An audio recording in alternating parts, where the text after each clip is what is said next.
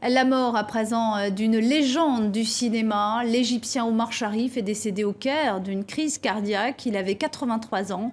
À l'écran, il avait incarné le docteur Jivago, mais aussi Laurence d'Arabie. Laurence d'Arabie qui avait fait de lui une vedette internationale et qui lui avait valu un Golden Globe du meilleur second rôle. Retour sur sa carrière avec Valérie Gagé. Comme le prince Ali, son personnage dans Laurence d'Arabie, Omar Sharif était un nomade. Ceci, c'est mon puits. J'ai aussi bu l'eau du puits. Tu es le bienvenu. Sa vie fut un voyage, de film en film, de palace en palace, dandy oriental, aussi insaisissable que le sable d'une dune.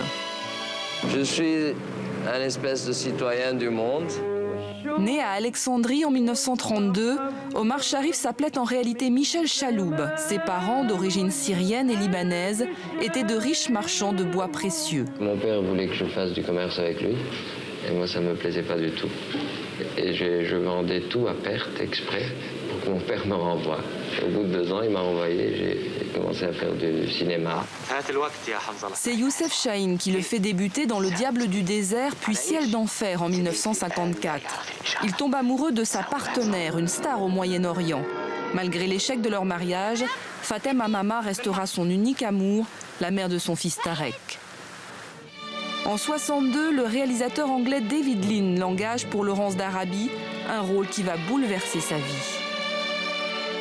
J'ai commencé à vivre en Occident, d'abord aux États-Unis, puis ici en France beaucoup.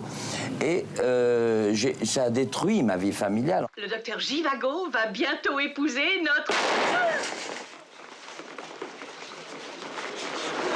3 ans plus tard, David Lean, encore lui offre le rôle du docteur Jivago.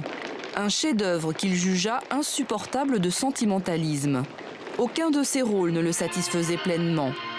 Il enchaînait les films et les conquêtes féminines pour tromper son ennui ou payer ses dettes de jeu. Moi, je vis. Et à l'occasion, je joue. Il fut l'un des meilleurs joueurs de bridge de la planète et perdit des fortunes au casino. Le seul endroit, disait-il, où l'on n'est pas ridicule si l'on vient seul. Son autre dada, les chevaux de course. Ici, avec son petit-fils, il admire l'un de ses pur sang. Vous allez tous me manquer. Ce flambeur avait les dents et le don du bonheur.